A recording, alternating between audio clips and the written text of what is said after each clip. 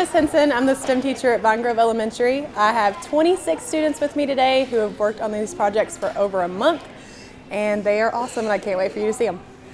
Hello, my name is Riley Davidson. I'm a child at Vine Grove, and I'm in 5th grade. And what I did for the STEM fair today is a wolf exhibit. Basically, what I made was a wolf exhibit. I made it with real sand, little action figures as wolves, paint, and fake trees, molding clay, and spray paint. So then we come across what do wolves eat. Wolves are carnivores, which means they eat as their main food source. Gray wolves hunt mostly large, hooved animals, including different kinds of deer, mountain goats, moose, elk, and hares, beavers, and fish and birds, which also means that they are carnivores. And also, which means, yes, they do sometimes eat wild fruits and vegetables for their simply of a diet. They also eat fruits and vegetables because they need help with their immune system. The next thing we have is the problem. So the problem is that the gray and the red wolves are most endangered right now. So basically, the red wolf is one of the most endangered species in the world. There are only about 20 red wolves alive in the world today. The reason for this is because they are hunted and killed, people have tracked them, killed them, and took over their land. This has an effect on the red and gray wolves. If the wolves all die, then the food chain will crumble. The deer and elk population would increase, and they would eat cow and other livestock. This could cause us to have beef and dairy shortages, along with possible shortages in other supplies. Next thing we have is the price to add the zoo. In August 2014, the Democratic Zoo had started their wolf habit exhibit with a cost of $1.4 million, and it has 2 areas of the land of the wolves. The Minnesota Zoo has something called the Minnesota Trail. That was one of the first exhibits they built in 1978.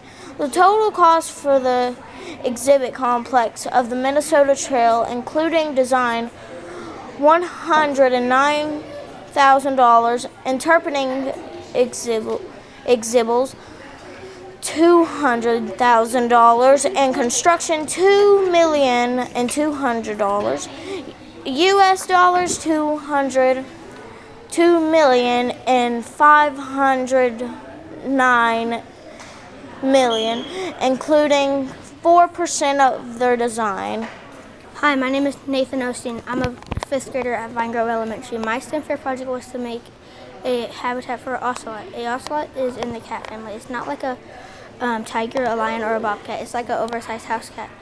A ocelot lives in mangrove forests, coastal marshes, savanna, grassland, pastures, riverbanks, and tropical forests of all types. All habitats have a well-structured vegetation coverage. Ocelots eat small rodents, reptiles, birds, lizards, and crab and rabbit. Some facts about them: each pattern of an ocelot is different. If you find an ocelot and if you find another one, they will be completely different. Ocelots are hypercarnivores, which means their diet is 70% meat. Ocelots are powerful tree climbers, like a bear. Ocelots like water and common house cats don't. The largest population can be found in Brazil and Argentina. The price will come up to $10,020,300. $10 million for the territory, $2,300 for the federal permits, and $20,000 for the full-grown ocelot. Hi, my name is Haley Musson, and I am a student at Vine Grove Elementary, and I am a 5th grader. Today at the STEM fair, I made lungs so people know what lungs are. One fact about lungs is that your left lung is smaller than your right lung, so your heart can fit in your chest. And this is how lungs work.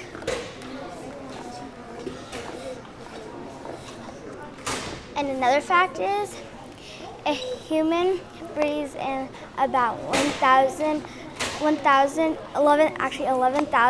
liters of air per hour. Also, one lung can be transplanted to a different person.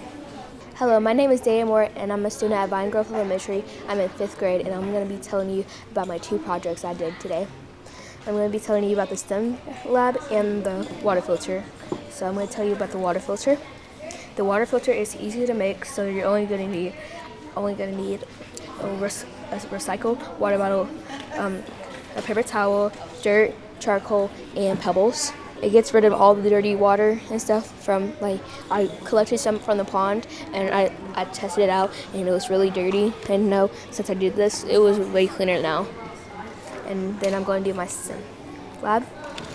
My STEM lab is for Miss Henson because she needs a bigger office because she shares a room with Miss Patterson, the librarian, and the 1st and 2nd graders can get a little loud, so that's why she needs a new office, and she can go into her little office right there and do emails and work. I propose that her office can be located in the back of Vine Grove Elementary. Hi, my name is Abigail Patterson, and I'm a student at Vine Grove, and I'm in the 5th grade. For my science project, I decided to do a hydroponic system, and I actually grew it in my very own room. What you may not know is that 1 in 7 people go hungry or do not have access to fresh food, or go hungry, 1 in 7. So what's the problem? Outdated methods, not everybody has access, climate and environmental, such as droughts and floods, and poverty. So what's our solution? You can grow year-round, safer food, better control, and fewer resources. And if you look over here, I have my little diagram of what's going on inside of my hydroponic system I have here today. And all I had to do to set it up was my water, nutrients, my light, sponge and seed, and I let it go. In about 3 to 5 days, I actually had results with my lettuce. And my lettuce was the quickest one that I grew. And then talk about farm to table. Hello, I'm Haley Caputo. I'm in the 5th grade at Vine Grove Elementary. My project is the clean machine. What it does is it is a vending machine that if a homeless person picks up a pound of trash, he or she gets $1. So for every pound of trash they pick up, they get $1. So if you pick up 5 pounds of trash, they get $5.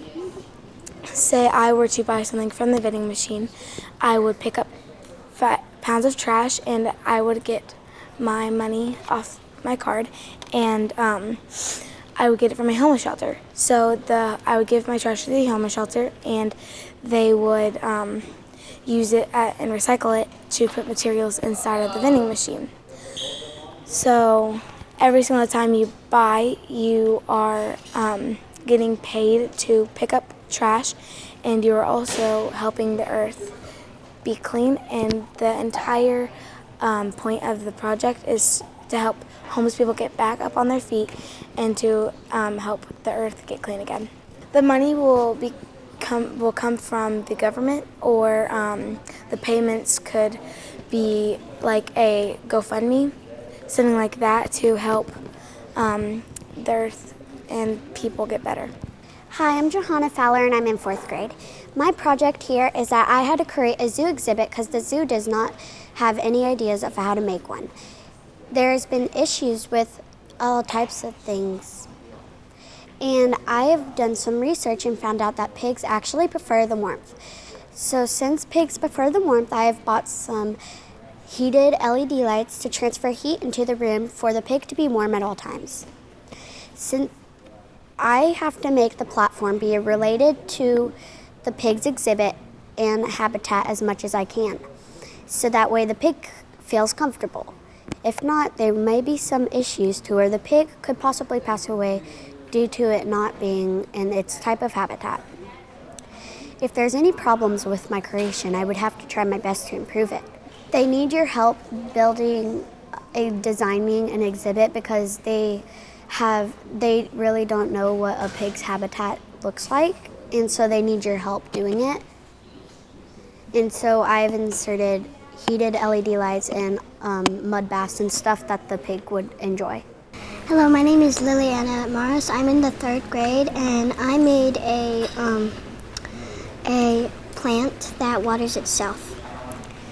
I thought that the water could be at the top and the plant at the bottom, but there's not enough room for a plant at the bottom, and if the water's at the top in a hole inside the cap, then it would just overwater the plant and it would die. So I decided to switch that around and put the plant at the top and the water at the bottom and have this tube going up. So the tube is touching the plant's roots, so when the plant sucks, then the water goes up the tube and into the soil so the plant can drink. And this plant here is an example of a plant that didn't get enough water, and this is like, it won't bend down no matter how much you try bending it because it got a lot of water, and it got the right amount of water it needed. Hello, my name is Ariana Sharp, and the problem for today is we don't have a STEM lab. Ask, who does it affect? It affects teachers and students. Teachers, because teachers need a place to do their job. Students, because they need to have the opportunity to learn about STEM. STEM for science, technology, engineering, and math. Imagine, how can you fix it? I built a picture of a STEM lab and how much it would cost for it. It would be around $8,044. Here's the STEM lab right here. Plan, create a blueprint. I created a blueprint right here. Create, how did you make it? I used foam board and construction paper to build a chair, projector, table, etc. The place, we can buy a $1,000 shed or a small home for the STEM lab to take place in. But that would be a lot of money, so how we can save the money is we can do a charity auction where people bid money for items that they want. Or we can do a fundraiser where people donate money and kids donate money, they can get prizes. This is how we can get a STEM lab. Some things that are in a STEM lab is a projector, whiteboard, decorations, chairs, and tables. Hi, my name is Chastity Harlan, and my problem is that a lot of people cannot tell the difference between a crocodile and an alligator. So I put together a project that will let you know what the differences and similarities are. And first we're onto the crocodile, which its normal habitat is lakes, rivers, wetlands, and some saltwater regions.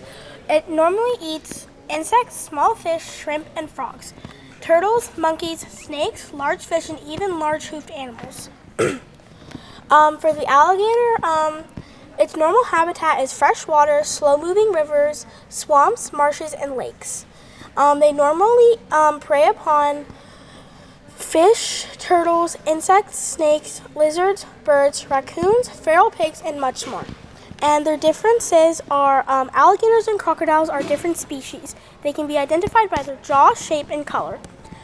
Alligators are dark green or black in color. They have U-shaped snouts, and their teeth are invisible until they open their mouths. Alligators are freshwater animals and also smaller than crocodiles. Crocodiles are bigger, have V-shaped snouts, and are more aggressive. They have visible bottom teeth. They are light green, brown, or light gray in color. Crocodiles live in saltwater. And their similarities are both animals are reptiles. They are cold-blooded creatures that expend on little energy. They also can regulate their own internal body temperatures. They do not have to eat as much as any other mammal. Both animals have tough and scaly hide. They both live near water and are fast swimmers. Both are existed relatively unchanged for at least 55 million years, and this means they have existed since the time of dinosaurs. Hi, my name is Jenna Langley, and my project is magic glow gutters. I got this idea because my dad was worried about climbing on ladders to reach the gutters to hang our Christmas lights, and he said it can be unsafe. It is also hard to hang Christmas lights on gutters, so my system will make home shine bright all year long. Magic glow gutters are a gutter system that has an LED light system already pre-installed in them. The lights are energy efficient and since they are LED and they stay in the gutters year-round. The homeowner can control when they turn on and even what colors they are. These gutters could also start a trend of having lights shining for all seasons. They could change to orange and purple for Halloween. For example, this is the purple that can change for Halloween, or this is the orange for Halloween. Anyways, they could change red, white, and blue for 4th of July. This is the blue, this is the white, and this is the red. The magic glow gutters are a safe and energy efficient technology that will change home decorations for the future. Hi, I'm Brandy New, Director of Innovation for Hardin County Schools, and I'm here at Vine Grove Elementary today. They had a STEM fair, so if you think about like a science fair from the past, except for a STEM fair, kids have to actually solve a problem of some sort instead of just presenting information and create a working prototype. Here judging today with Mr. Sutton, our Chief Academic Officer, and we have several ideas that I think we're going to try to steal and patent. No, we wouldn't steal them from the kids, but just saw some really, really cool solutions to problems today. If you'd like additional information about STEM, contact your school to see if they have a STEM lab or a STEM teacher, or how to get some interest going for that. My name is Elizabeth Langley. My project is an app. So how my app works, imagine you are vision or hearing impaired, and there's an emergency in your area. Maybe there is a fire, an ambulance, or even construction. Vision impaired people may not be able to see this emergency as they approach it. Hearing impaired people may not be able to hear this emergency as they approach it. This can be a very scary situation for people with impairments. My app Safe Path will send an emergency alert to a person's phone to notify them that there is an emergency or dangerous situation in the area. The app would use GPS, satellite, and location services. My inspiration was my cousin Ben, who is blind and he lives in a big city. I don't want him to get hurt. Hello, my name is Hayden Metter and I am in 4th grade. My project is finger chops. So sometimes whenever you're gaming or reading a book and you want a snack, some snacks are like cheesy and have powder and might melt. So you can use these as a solution. All you have to do is get the food that you want, and then you can grab it like this, and then pick it up, and then you can eat it. Hello, my name is Shaylee Davis, and my project is a monkey habitat, and the problem is there is a new animal at the zoo and there was nowhere to put it, so I made this habitat for it.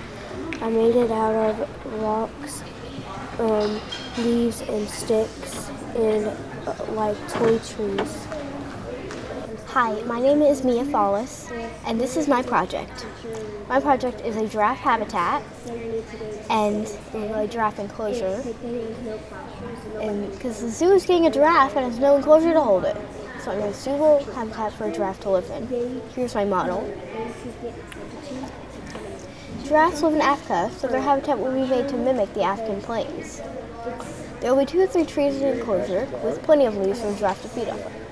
Giraffes also eat hay and trees and leaves. And also, see this area?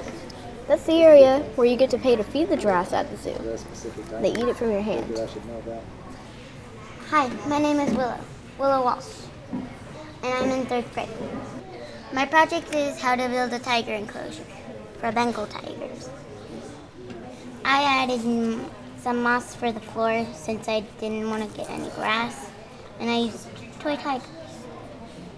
I used real rocks for the cave and fake trees.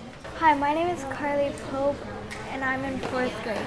I made this, I made a popsicle holder because when my sisters eat a popsicle, they always use a paper towel, but that's wasting the paper towels and that's hurting the animals.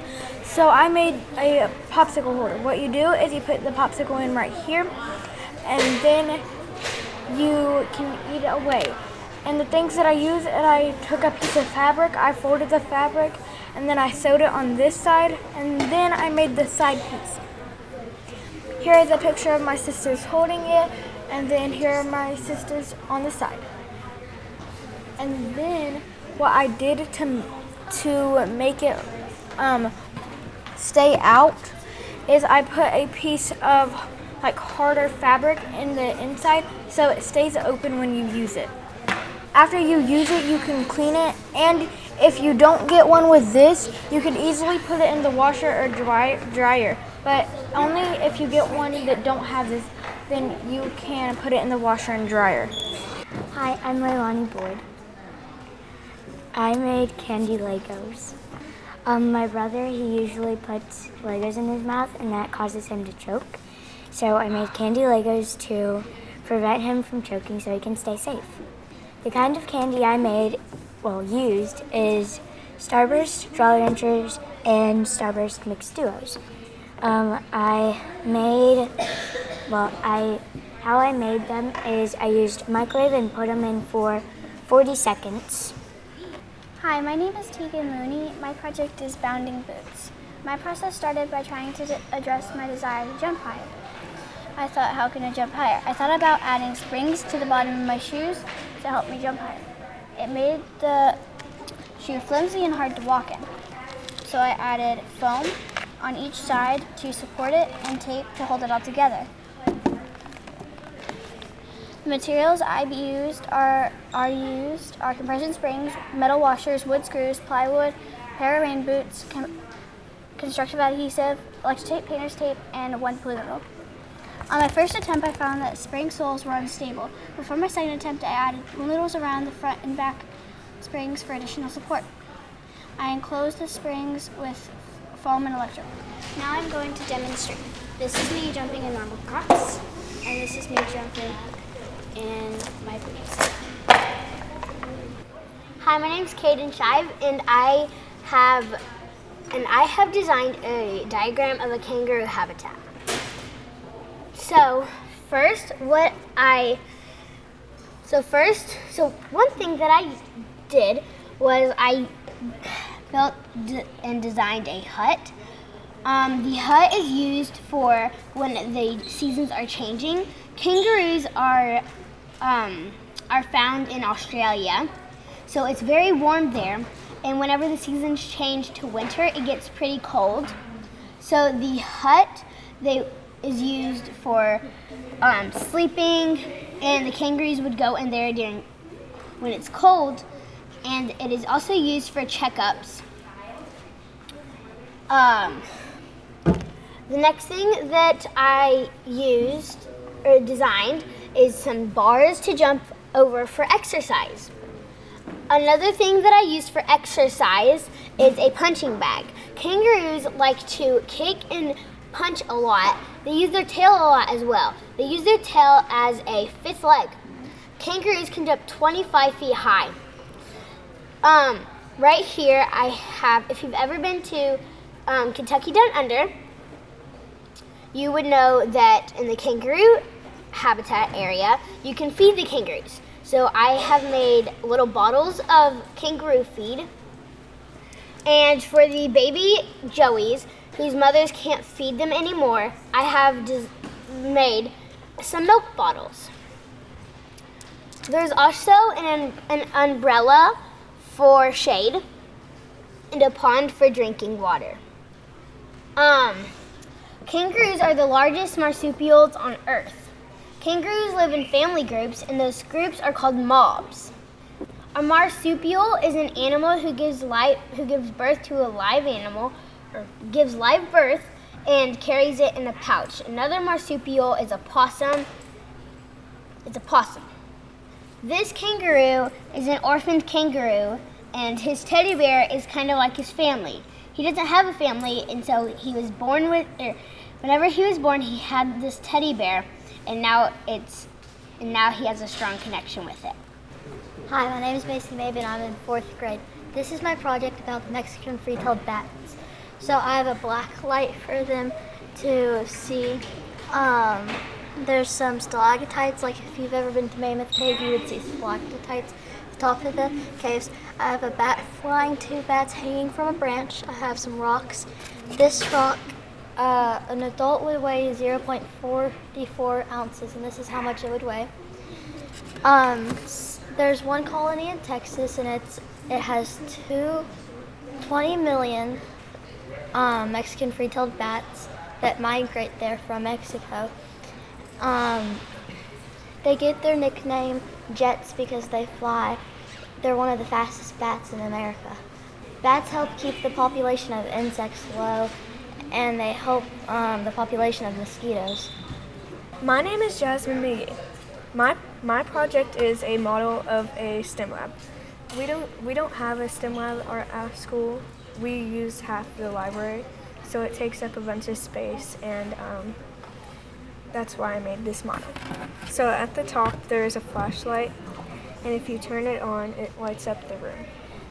I have 3 separate holes, so if you can move the flashlight, but the holes also double as another purpose because light comes in from the outside into these holes, so it saves electricity.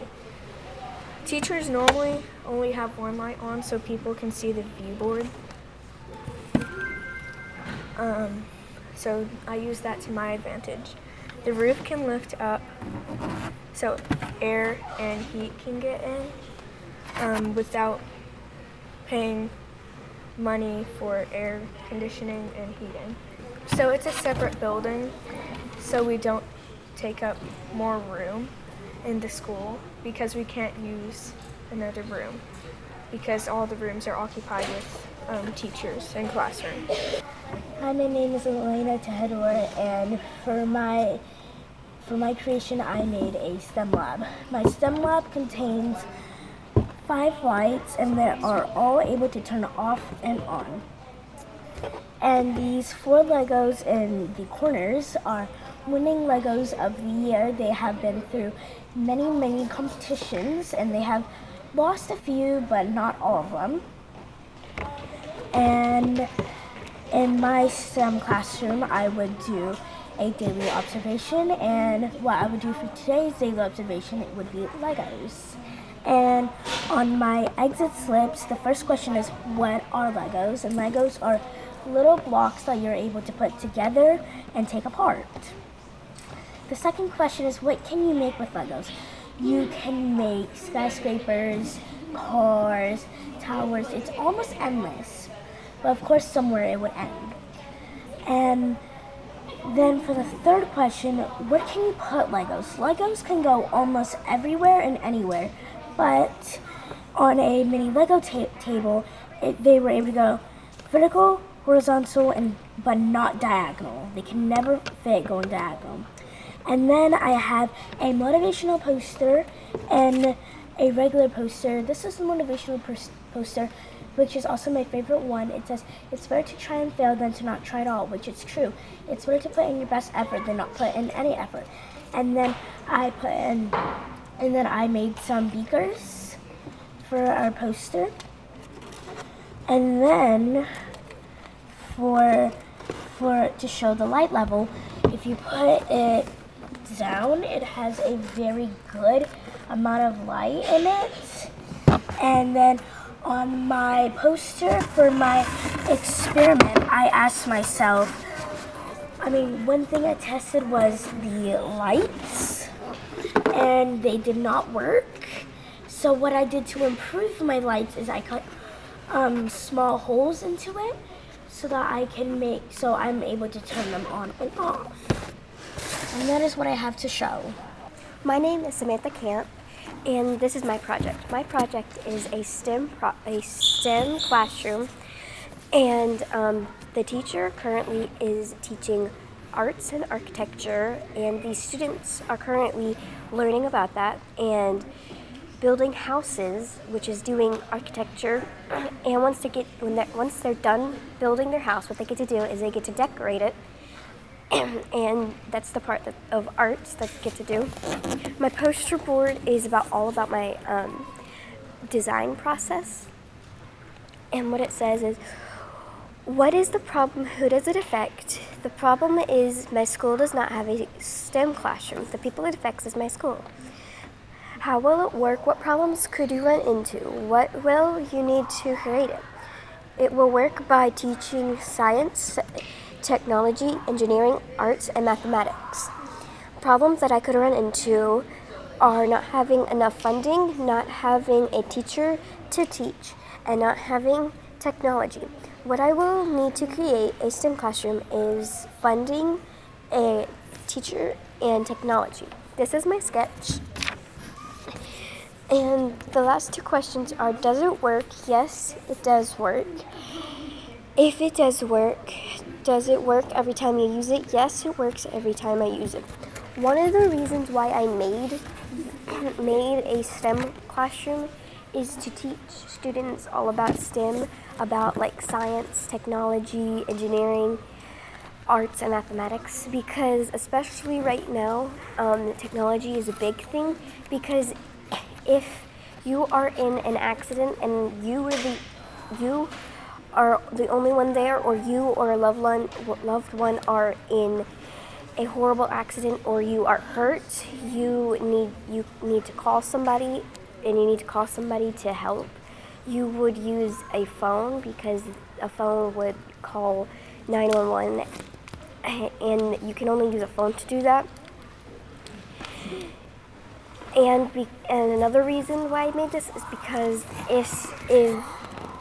if you have, say my school has specials like art, where they teach art, and if the art teacher isn't there to teach, then instead of having somebody to go around teaching each class STEM, we would have a STEM classroom, because then they'd be able to teach there in case if somebody's absent, or if that teacher, the STEM teachers they're absent, then they can teach that classroom while they can't go around the whole school and use other people's stuff without permission. So that's why I made a STEM classroom, and that is all I have to share. Hi, I'm Adeline Miles, and I'm in 4th grade. I made what I call the Snackapult. The Snackapult is just a catapult, but it's used for dog treats or candy. For dog treats, if you have a dog and they try and bite your hand whenever you give them the treat, you can use the Snackapult to launch the treat to them instead of them trying to bite your hand. For the snack, you can, if someone in your family is sick, which you want to share a snack with, you can launch a snack or a piece of candy to that person with the Snackapult. You put a piece of candy on the spoon, pull it back. The farther back you pull it, the farther it will go. And you just let go whenever you're ready to launch. 9 out of 10 times when I tried it, 9 times it worked, once it didn't. because of how heavy the candy is. The lighter the candy, the farther it will go. Greg Sutton, Chief Academic Officer for Hardin County Schools. Just glad to be down here at Vine Grove Elementary School today, down here in Trojan Nation. Learn a little bit about how our kids think, how they create, how they imagine, how they plan, how they collaboratively engage in the learning process and learning more about STEM. And some of the projects I've seen here today are more than just a prop. They're more than just a platform. I've actually seen some things today that I think could go and actually be patented. These kids are thinking about ideas that can impact people. And when they start thinking that way, it's one of those learning opportunities outside the classroom that says, this is how we make a difference. And so I'm proud of these kids. I talked to a lot of third graders here today. And a lot of times we never give them a chance to tell us how they think because we're always asking them the questions. They're always sitting in a chair. Well, today they're engaged in the process, and now other kids are coming in to see what's going on. So thank you for the leadership here at Vine Grove. Thanks for thinking outside the box. Thanks for allowing our students to think outside the box. And thanks for helping me learn again today because today I'm a learner. I've learned a lot from these kids. So great job, Vine Grove, and thanks for coming out today.